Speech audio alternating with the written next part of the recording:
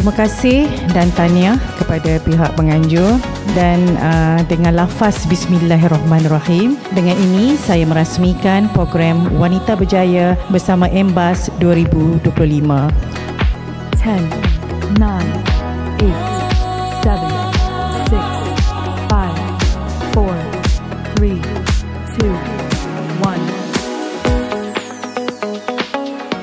Dalam setiap langkah yang diatur, dalam setiap impian yang digenggam, terselit kekuatan, kecekalan dan semangat seorang wanita.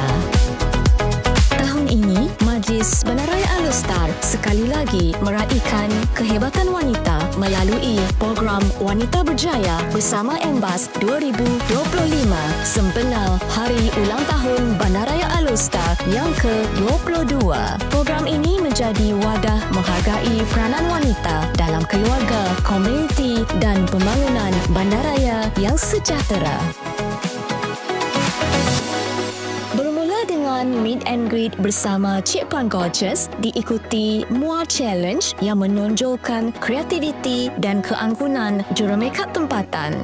Peragaan pakaian pula memperlihatkan gaya dan keyakinan wanita moden, manakala pop-up booth usahawan wanita membuka peluang untuk berniaga, berkarya dan berdikari. Melalui sembang bandar kita, para pelajar tampil berkongsi pandangan dan idea tentang masa depan bandaraya yang lebih inklusif, selamat dan lestari. Pertandingan video pendek menghimpunkan kreativiti para pelajar menzahirkan aspirasi mereka melalui tema Bandaraya Berdaya Huni.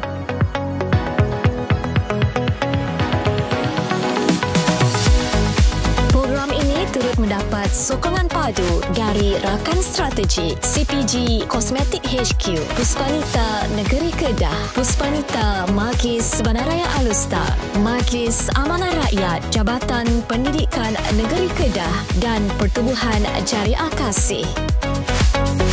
Bersama-sama, kita mengangkat martabat dan semangat wanita demi membina bandaraya yang berdaya dan berjiwa. Inilah pentas untuk wanita bersinar untuk saling mengangkat dan melakar masa depan yang lebih berjaya. Wanita bukan sekadar pelengkap tetapi penggerak kepada keluarga, masyarakat dan kemajuan bandaraya. Bersama MBAS, wanita terus melangkah gagah, berani mencipta peluang dan terus melakar kejayaan. Wanita Berjaya bersama MBAS 2025, anggun berdaya.